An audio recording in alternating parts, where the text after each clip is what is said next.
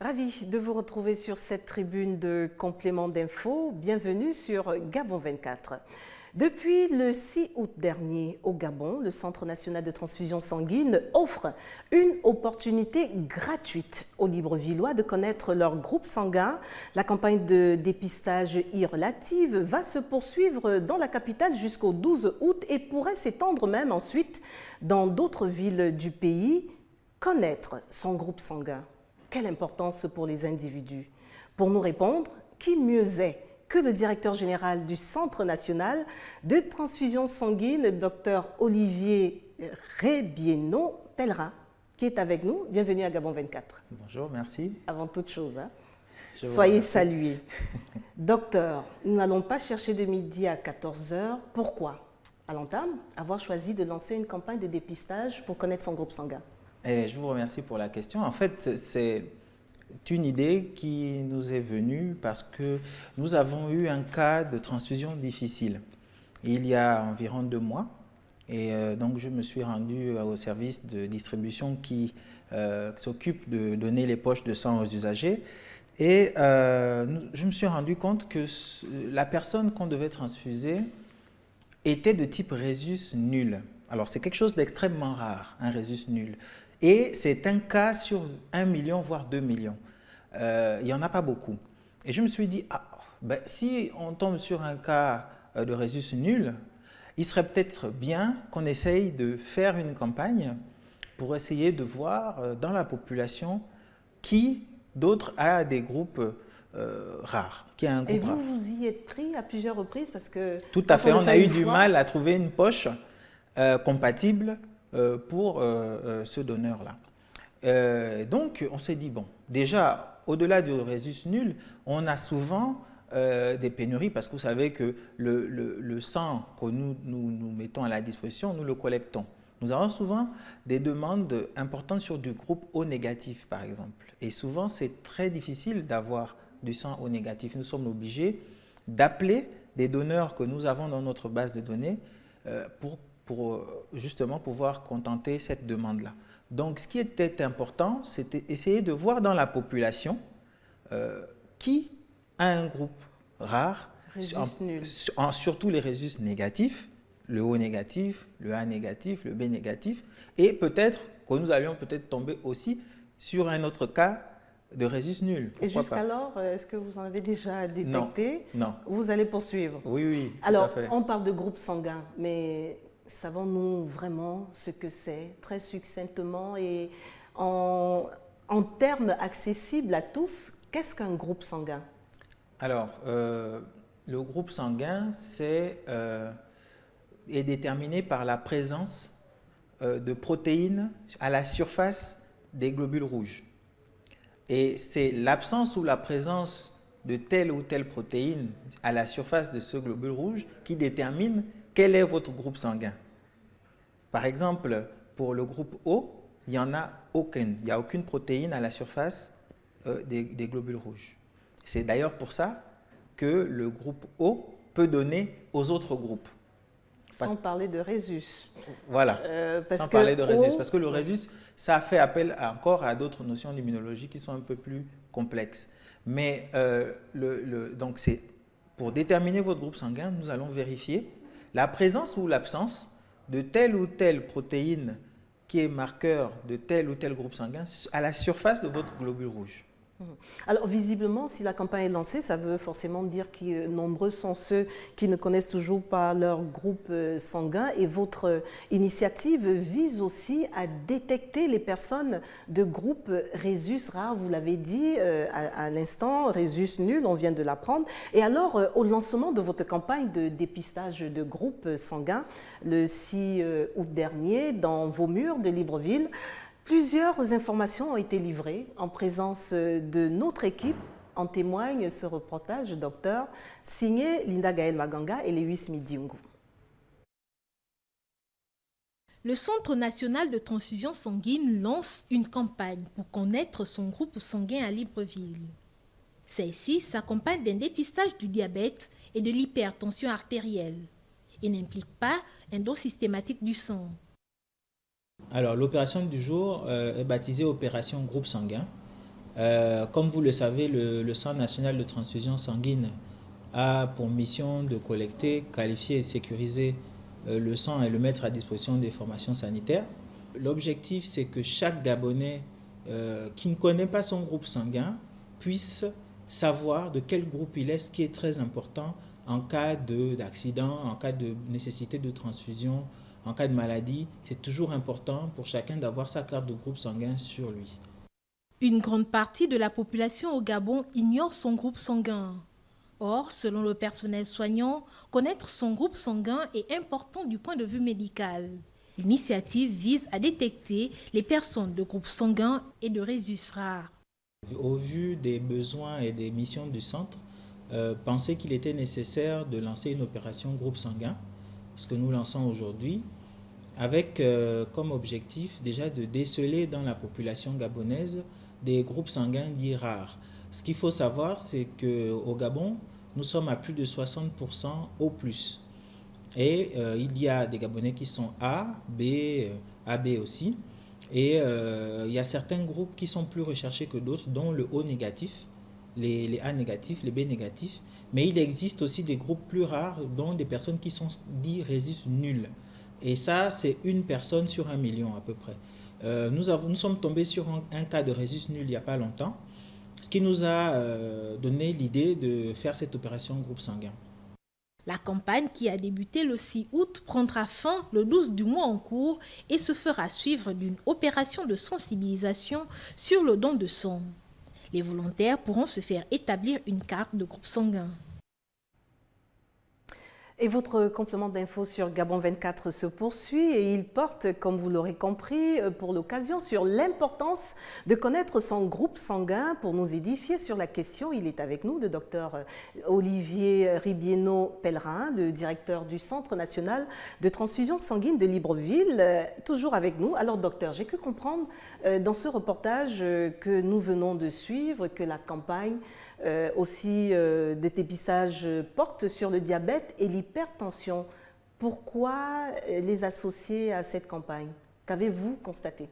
Alors déjà, nous avons au niveau du ministère de la Santé dernièrement, je pense que ça a dû être couvert par vos équipes, eu un premier forum au Gabon sur les maladies non transmissibles. Et ces maladies comme l'hypertension, le diabète, etc. sont des maladies non transmissibles et ce sont des maladies qui sont en très forte augmentation en Afrique subsaharienne.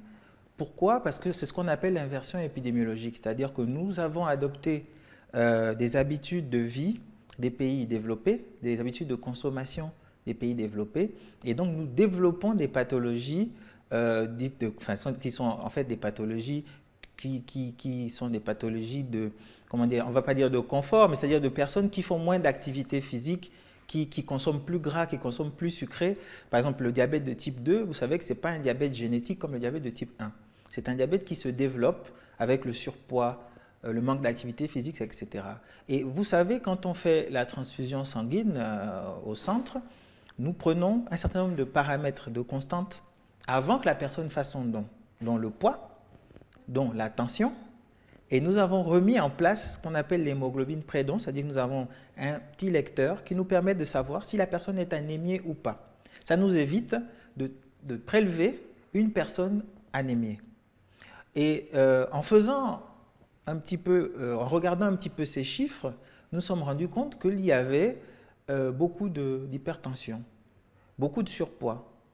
Et donc, comme ces paramètres sont à la disposition du centre quand on fait une transfusion, pourquoi pas les divulguer et les mettre à la disposition des usagers qui viennent nous voir. Ça permet à une personne qui ignorait complètement qu'il avait une glycémie à jeun élevée de se rendre compte que peut-être qu'il y a un problème. À ce moment-là, on adresse chez les spécialistes pour complément à des examens complémentaires pour qu'on essaye de voir est-ce que c'était passager ou est-ce que c'est un diabète qui est débutant, est-ce que cette hypertension par exemple qu'on a trouvé élevée, on a eu des 19 et des 20, des 22 même, est-ce que c'est qui s'ignorait, tout à fait. Donc au-delà d'avoir sa carte de groupe sanguin, eh bien, c'est du service aussi, parce que nous sommes un établissement public de santé, et donc il paraîtrait normal que nous puissions aider les populations dans ce sens-là. Voilà. Est-ce qu'il y a des dispositions particulières à prendre avant de venir se faire dépister? Faut-il être à jeun, comme on le demande parfois, ou peu importe l'heure, on peut venir se faire dépister? Alors pour la glycémie, il serait bien que la personne soit à jeun. Par contre, pour le don du sang, il vaudrait mieux avoir mangé un petit peu. Parce qu'on va vous prélever quand même 400 ml de sang. Ce serait bien d'avoir pris un petit encas léger. Pour la glycémie, il vaut mieux être à jeun pour éviter d'avoir un résultat qui n'est pas biaisé. Voilà. Et alors, il y en a qui demandent souvent, est-ce que tout le monde peut être donneur de sang? Est-ce que le sang revient? Parce que quand on me prélève 400 millilitres, comment ce sang se régénère? Il y a des questions comme ça qui sont parfois posées. Alors, ce qu'il faut savoir, c'est que le sang se régénère en permanence. La durée de vie d'un globule rouge est de 120 jours. Donc, vous imaginez bien, 120 jours, ça fait 4 mois. Donc, tous les 4 mois, chaque globule rouge qui disparaît est remplacé par un autre.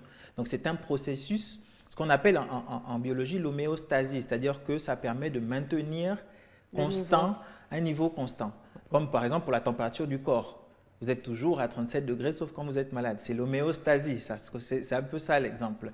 Et donc, dès qu'on vous a prélevé 400 ml de sang, dans les 2-3 heures qui suivent, votre volume sanguin revient à la normale. Il ne faut pas oublier qu'un être humain a 5 litres de sang. Alors, si on vous prélève 400 à 500 millilitres, on n'a pris que 10% de ce volume. Vous n'allez pas, en mourir. Voilà, mais devenir anémié. Et dans votre jargon de médecin, voire de scientifique, vous faites très souvent référence au système ABO. J'ai évité de dire ABO, et RH, ceci pour désigner les différents groupes sanguins. On va y aller. On avait commencé à aborder un peu le point qui se détermine par quel procédé exactement? Alors, le système ABO, c'est le premier système de groupe sanguin qui a été découvert par Karl Landsteiner. C'était un médecin autrichien. Et ça se détermine justement par ce que je vous ai expliqué tout à l'heure, par la présence ou l'absence de protéines à la surface du globule rouge. Donc, quand on fait ces tests, on recherche, c'est de l'immunologie, on recherche par une technique antigène-anticorps la présence ou l'absence de ces protéines à la surface du globule rouge. Par exemple, quand vous faites ça, quand vous mettez une goutte de sang, vous mettez des réactifs dessus et vous voyez par exemple s'il y a une agglutination ou s'il n'y a pas de réaction, etc. Et en fonction de ce que vous avez comme résultat, vous pouvez déterminer le groupe et le résus. Pour le résus, on recherche ce qu'on appelle l'antigène D. Donc le grand D, donc grand D ou petit D, et il y en a qui n'ont pas de D, tout simplement. Le grand D signifie quoi? Le grand D, ça veut dire que vous avez un résus positif, le petit d, c'est négatif. Résus négatif. Voilà. Et est-ce que ça prend encore beaucoup de temps? Parce que ce sont quand même des tests à l'époque qui étaient coûteux. Quand on sait que certains, sous d'autres cieux, sont passés aux tests rapides, ça prend combien de temps? Je viens aujourd'hui me faire dépister, je veux connaître mon groupe sanguin. Est-ce qu'à 15 heures, j'aurai des résultats ou bien c'est tout de suite? C'est tout à fait possible de l'avoir en quelques minutes, tout à fait. Nous le faisons assez rapidement. C'est vrai que là, pour le cas de la campagne, nous avons un certain nombre d'échantillons à tester. Donc, nous demandons aux gens de passer le lendemain ou le surlendemain pour qu'on soit sûr que ces résultats soient prêts. Mais sinon, sur une demande, nous pouvons l'avoir assez rapidement. C'est d'ailleurs, nous le faisons toute la journée au centre. Parce que quand une personne vient avec une demande de poche de sang, une prescription de poche de sang, il vient avec un tube. Et nous refaisons son groupe sanguin. Vous voyez, donc ça va très vite. Alors, pour situer une bonne fois pour toutes, certains téléspectateurs, et en rappel peut-être pour d'autres, dans le système ABO, quels sont les sujets considérés comme donneurs universels ou receveurs universels? Alors, c'est très simple. Le donneur universel, c'est le groupe O, donc qui donne à tout le monde, dû justement à l'absence de ces protéines sur la surface du globule rouge. Il n'y a pas de différence entre le moins et le plus? Alors, le donneur, le groupe qui donne, sans problème, c'est le O négatif. C'est surtout le O négatif. Mais quand on dit le donneur universel, en général, on dit simplement le groupe O. Mais particulièrement le groupe O négatif. Ensuite, le receveur universel, c'est le AB. AB+. Et les A+, reçoivent de A+. Tout à fait. Ils peuvent recevoir du O+, aussi. Et le O+, entre eux. Le O+, entre eux, tout à fait. Mais alors, dans la transfusion sanguine, il y a d'autres petits groupes sanguins. Il y a d'autres groupes sanguins que tout le monde ne connaît pas. Lesquels? Donc, par exemple, lequel, etc. Donc, tous ces petits groupes sanguins-là... Il n'y a pas de Z, hein? Non. Bon. Tous ces petits groupes sanguins-là, en fait, interviennent pour beaucoup dans la transfusion sanguine. C'est pour ça que quand on fait cette opération, les gens se disent « Mais moi, je connais mon groupe sanguin. » Oui, vous savez que vous êtes O+. Mais est-ce que vous connaissez votre phénotype? C'est ce qu'on appelle vulgairement le phénotype. En fait, c'est d'autres groupes sanguins qu'on utilise pour déterminer la compatibilité. Donc, est-ce que vous le connaissez? Non. Et justement, le fait d'avoir sa carte de groupe sanguin vous permet de le connaître. Vous l'avez sur vous et il peut vous arriver quelque chose, vous êtes inconscient, on a la carte et tout de suite on a votre groupe, votre phénotype. Et nous l'avons en machine au CNTS. Donc, vous voyez que ça accélère les choses. Ça accélère voilà. voilà. Alors, petit récapitulatif sur ce point. On retiendra, du moins pour ceux qui nous rejoignent à l'instant, que les donneurs O peuvent donner aux receveurs O, A, B et AB.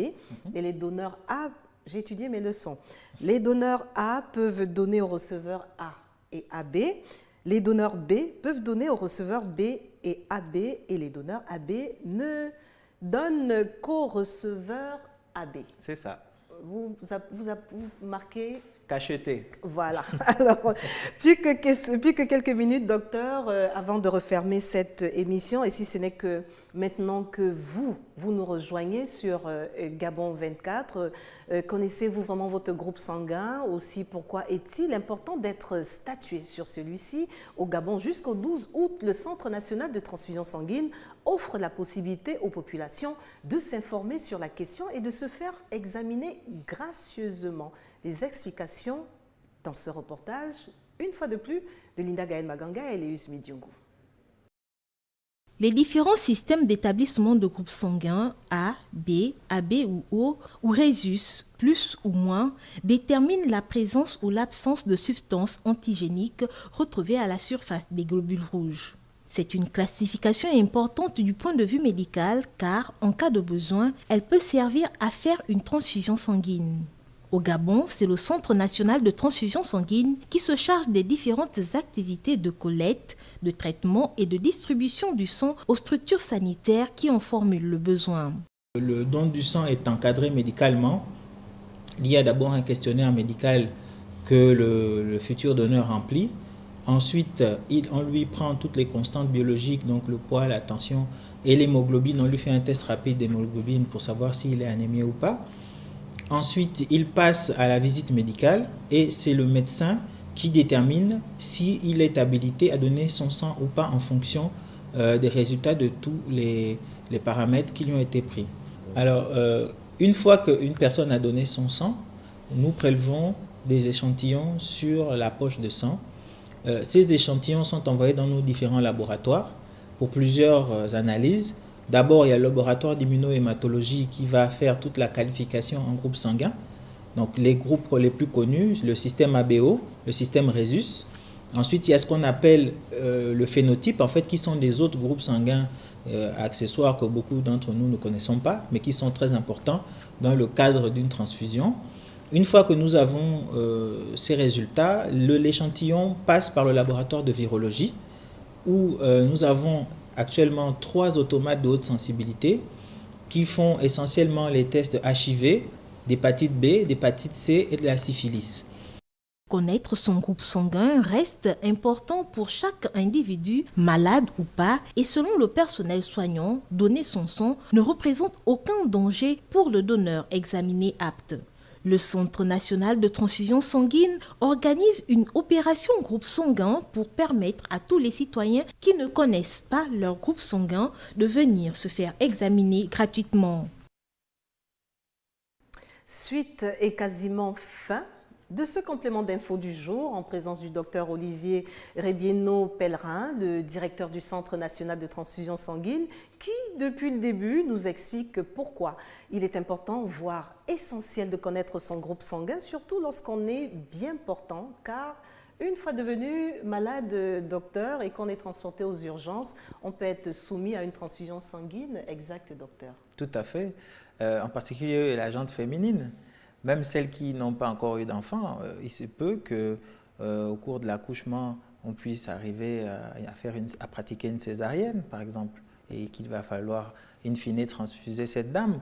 Ou alors les dames qui ont des myomes, vous savez que ça saigne beaucoup, et souvent avant d'opérer, il faut transfuser également. Donc vous voyez qu'il y a beaucoup de circonstances dans la vie qui peuvent arriver et qui nous emmènent à être receveurs. Connaître son groupe sanguin, et en plus avec tous les détails que je vous ai donnés, le phénotype, etc., les avoir et être déjà connus par le Centre national de transfusion sanguine, ce sera d'un grand apport pour tout le monde et même pour nous au niveau du centre. Parce que ça nous permettra de faire des comparaisons aussi. La première fois que vous êtes venu, vous avez fait votre groupe sanguin, votre phénotype. La deuxième fois, vous venez, on refait. Donc vous allez avoir, il y a des personnes... Est-ce qu'il peut changer en cours de route le groupe Normalement, sanguin? non, il ne change pas. Mais nous avons un monsieur qui a donné son sang, il a donné 52 fois son sang. On a 52 fois son groupe sanguin en machine. Donc ça veut dire que c'est reproductible et on vérifie et à chaque fois c'est le même. Donc vous voyez que ça améliore un petit peu la rapidité, la célérité du travail. Et l'efficacité. Tout à fait. Et pas étonnant que vous envisagiez, certainement, je ne trahis rien, peut-être au cours des prochaines semaines, de lancer une campagne à l'échelle nationale, parce qu'on ne se limite pas qu'à Libreville. Tout à fait. Nous avons déjà fait un petit essai à Port-Gentil. Lors de 10 km, nous avons fait une opération de collecte de sang au profit justement du centre hospitalier régional de Port-Gentil. Donc ils ont bénéficié de toutes ces poches-là. Nous avons pratiqué les tests de laboratoire ici à Libreville et nous avons tout simplement transféré les résultats. Ils étaient très contents et je pense que nous allons comme ça petit à petit nous étendre dans chaque chef-lieu où il y a des CHR, comme il y a des banques de sang dans chacun de ces hôpitaux. Alors une sensibilisation, j'ai envie de demander pourquoi, surtout que vous n'êtes pas sans ignorer que certaines personnes hésitent, et vous l'avez mentionné encore, à venir faire don de sang, parce que parfois ils se demandent pourquoi faire un don gracieusement qui, in fine, devient payant. Oui, on a souvent cette question. Déjà, vous donnez votre sang parce que vous êtes altruiste. On ne donne pas son sang parce qu'on s'attend à avoir quelque chose. On donne son sang pour aider les autres. C'est un acte humanitaire.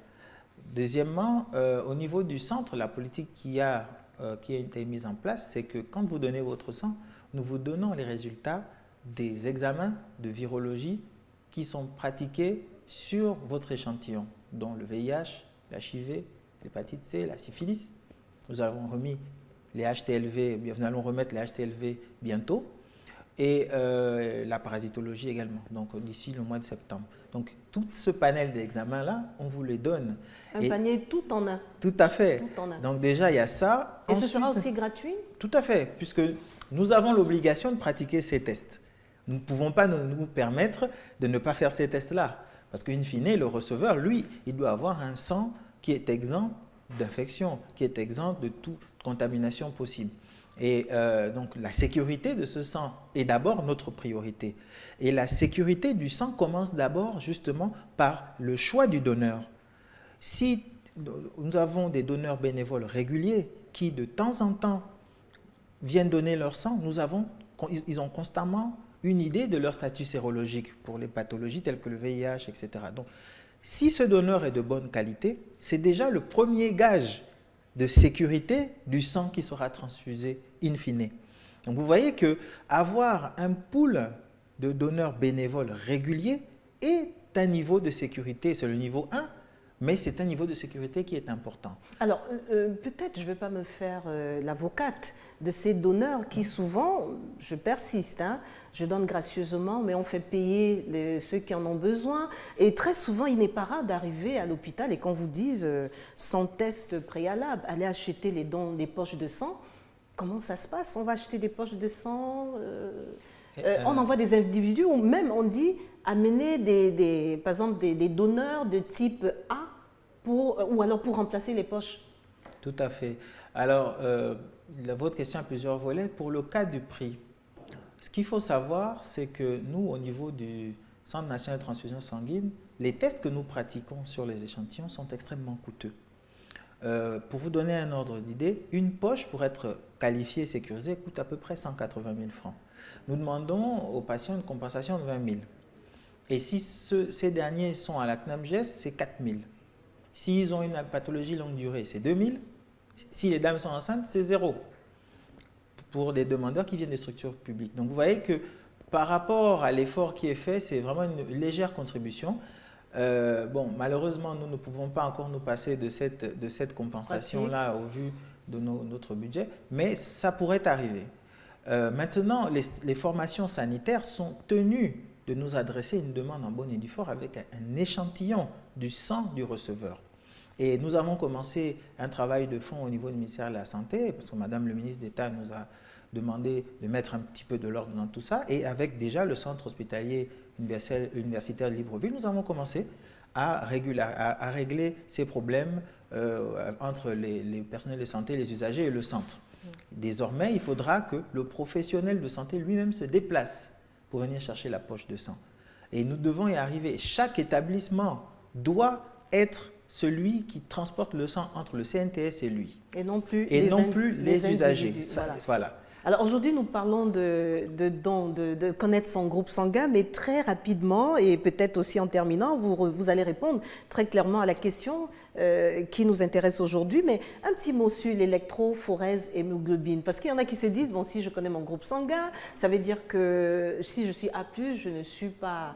peut-être je ne suis pas AS, je ne sais pas comment ça se dit techniquement, mais nous dire un mot dessus, peut-être ça peut faire l'objet d'une autre venue ici, et aussi répondre finalement à cette question, connaître son groupe sanguin, quelle importance en terminant? Alors, l'électrophorèse d'hémoglobine, c'est important parce que ça permet de déterminer les allèles qui interviennent. Parce que je vous expliquais hors caméra que vous pouvez être A, mais vous avez 2 chromosomes. Donc, soit vous êtes AA sur chaque chromosome, vous avez le gène A et le gène A, soit vous avez le gène A ou le gène O. Pour le cas des AS, par exemple, si vous avez un parent qui était SS ou AS, et vous, les 2 parents AS ou SS, si les 2 parents étaient SS, vous êtes forcément drépanocytaire, mais si vous avez 2 parents AS, vous pouvez être A, SS, AS. Donc c'est important de pouvoir déterminer exactement les chaînes d'hémoglobine qu'il y a. On y reviendra à la prochaine occasion. Alors, qu'est-ce qu'on peut retenir si vous répondiez en une phrase? Quelle est l'importance de connaître son groupe sanguin? Que diriez-vous à ceux qui malheureusement nous rejoignent et c'est quasiment terminé l'émission? Alors, l'importance de connaître son groupe sanguin, déjà, c'est déjà pour sa propre santé. Et vous arrivez dans une structure sanitaire, on doit vous transfuser. Imaginez-vous qu'il y a eu une erreur. On vous amène une poche au plus alors que vous êtes, par exemple, au moins. Au moins, vous savez déjà, il y a une erreur, parce que c'est écrit sur la poche, déjà, première chose. Deuxième chose, vous l'avez sur vous. Imaginez-vous un accident, vous êtes inconscient. On peut retrouver sur vous votre carte de groupe sanguin, vous avez besoin d'une transfusion. C'est facile, vous êtes connu du centre. Les urgences vont prescrire et vous allez être pris en charge très rapidement. Donc, il y a plusieurs avantages. Si vous êtes un donneur bénévole régulier, nous sommes en train de préparer une carte de donneur bénévole qui sera assorti de certains petits avantages que je garde secrets et qui permettront justement de, par exemple, allez un peu dire quelque chose, par exemple, ne pas faire la queue quand on arrive, par exemple, dans un supermarché, par exemple. Oui. Donc, vous voyez, il faut qu'on puisse dire aux donneurs bénévoles de sang que ce sont des héros. C'est très important. C'est comme s'ils avaient sauvé quelqu'un qui est en train de se noyer. Merci, voilà. Merci docteur. Il est lancé, docteur Olivier Ribieno-Pellerin. Merci d'être passé nous apporter tous ces éclaircissements sur la question qui nous intéressait, la question du jour. Je le rappelle, connaître son groupe sanguin. Quelle importance, vous le savez du moins. Et merci pour tous ces éclaircissements. On risque de me répéter sur cette importance. Merci à vous qui nous suivez de partout dans le monde. Et je vous invite une fois encore à rester des nôtres. L'information continue sur Gabon 24.